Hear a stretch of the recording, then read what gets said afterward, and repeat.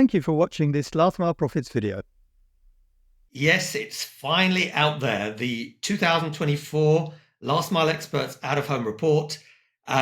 Take a look because there's some really interesting stuff. I just have to share one piece of information.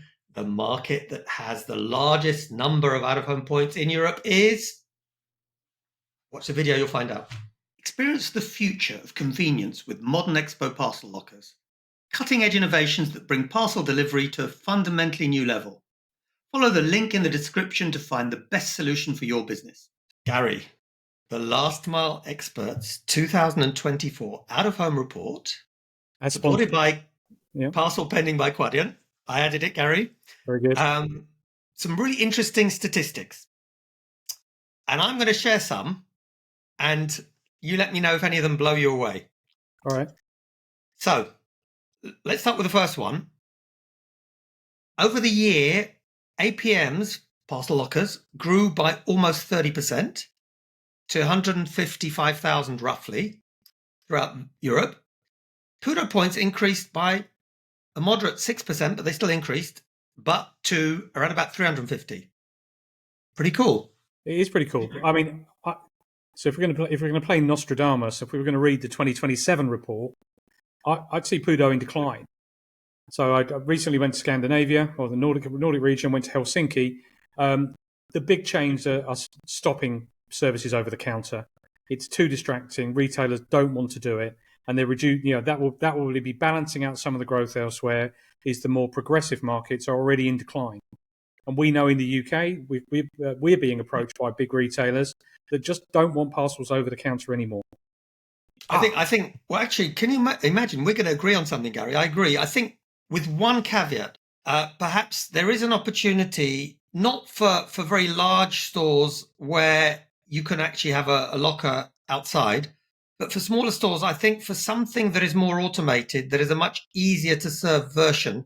And watch this space, there'll be some ideas there. But I agree with you. The traditional PUDO, I think, is going to be under pressure unless something changes. Yeah, I mean, it's a kind of victim of its own success, really. It started as a sideline over the customer service counter to get a few extra people to come into the store.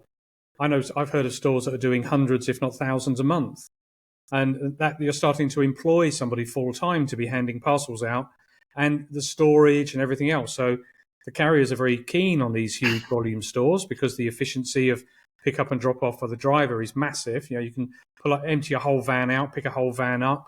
The drop cost and pickup cost is tiny, but for the store, it's becoming a menace. I'll tell you what, I said I was going to blow you away. I'll blow you away with something that's actually nothing to do with the European report, because it's to do with something I saw in Chile. Can you imagine? I visited a relatively small PUDO point in Santiago de Chile, and the guy was doing something like 1,400 parcels per day. Per day? From two different partners, so it made it even more complicated. With one important point, most of them were... And this is the interesting thing. It's first mile, not last mile. So it's easier. You're collecting 7, 8, 9 parcels from each individual, bringing them in. Yeah, because if you have 1,300 being picked up, you've got to have them organised. They've got to be alphabetised or date sequenced or both. You're going to have racking. You've got a professional operation now to keep the stuff segregated, or you're going to be out rummaging through piles and piles of stuff in the back room, and that's not a good experience for staff or customers. So.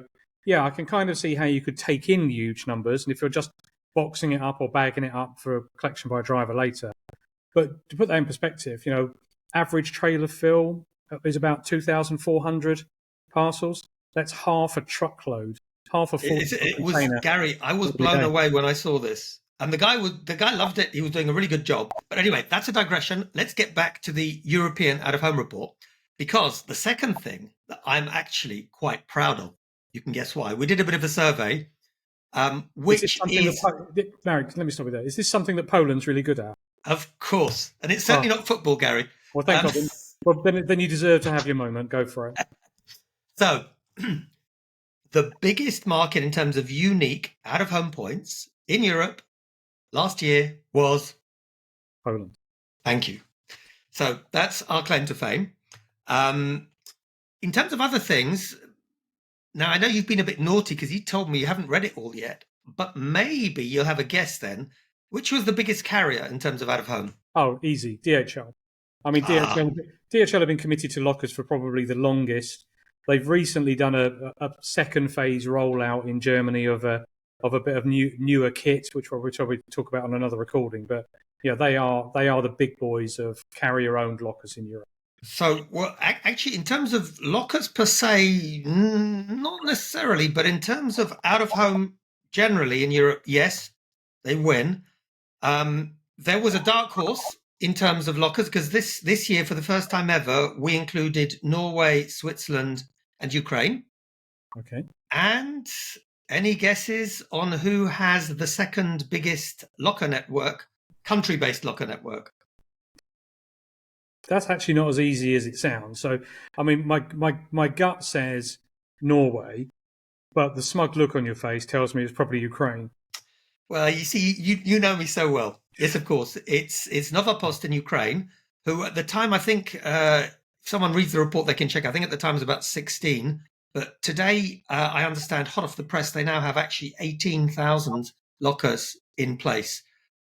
So, wow, puts them second behind InPost Poland in terms of largest country-based network. Well, also it's one of the data points that's more interesting actually is the number per people. How many lockers per 10,000 people? You know, and Poland wins on that again. I think there are something like 19 or 20 for every 10,000 people. Places like Czech Republic, are right up there as well. You know, so they're smaller markets, so they're never going to be the headline-grabbing big numbers players. But in terms of density for population, there's some big numbers out there as well. And I can't remember all of it, but we did some analysis like that in the report. So if anyone's interested, they can download the report for free. Maybe our producer can put a link somewhere below so people can do that. If not, just go to Last Mile Experts page and subscribe to download for free. But there's one last thing I want to discuss, and I have a feeling that you may not agree on this. You know, Gary, I'm a big fan of the sharing economy and cooperation. And I reckon that there are some markets, Germany's a classic one, but where partnership is needed to create a holistic model. So two examples. One is Poland, where DHL joined with Signal to create a locker network together. Let's see, I still think it's not got the critical mass on its own. But the other one was Italy, where they're teaming up with Posta Italiana. And I love this idea of partnership. The question is, are they going to have enough machines out there on the ground? Well, the one you've missed actually is the out-of-home shared network that DHL are doing in Germany. So they're starting off in a very modest way with just 100 lockers. And there's a common factor through the three examples, a bright yellow common factor, which is DHL, who don't have a reputation for sharing very nicely. They typically want to own everything front to back. So I think their motives are not as pure as yours. I think a lot of this has been forced potentially by regulation or commercial circumstance. In Italy, for example, there is legislation going through in a number of municipalities that says we don't want a Czechia-style locker proliferation where there are 4 or 5 different coloured lockers, popping up everywhere. We want a locker, and we're going to force everybody to use it. So I think our German cousins have got their ears very close to the ground. I think they're seeing that kind of thinking coming in other national entities and going, well, actually, maybe we need to get ahead of it and start thinking about this in a different way. So I'd love the idea that they suddenly become this touchy-feely, friendly, come and share with us locker network. But I think there might be other forces at play. Well, I didn't mention Germany intentionally because for me, the German one's a red herring. It's exactly as you said. It's very, very small. And I think it's there probably to satisfy regulators. My point exactly. And it's also probably to satisfy some of their location hosts. So we've talked already on this recording about retailers saying we don't want stuff over the counter, and they certainly don't want their beautiful multi-million-pound stores, looking like a NASCAR with 48 logos in the car park. They want to have something a bit clearer. Quadient has got a relationship with Auchan in France. Auchan have got 500 beautiful supermarkets. They're very high end. They're one of the leading retailers, grocers in France, and they've very clearly said, well, one locker partner, one locker outside.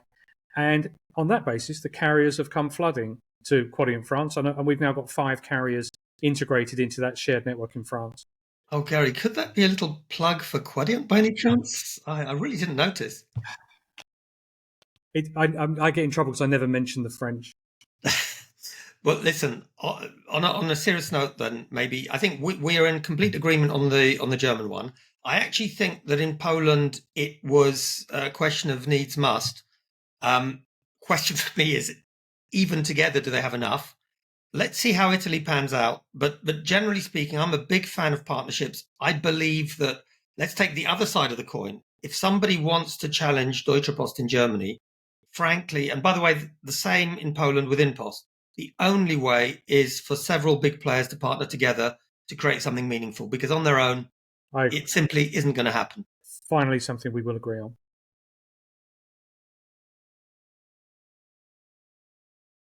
Thanks for watching this Last Mile Profits video. For more up-to-date last mile news and analysis, subscribe to our YouTube channel and follow us on LinkedIn.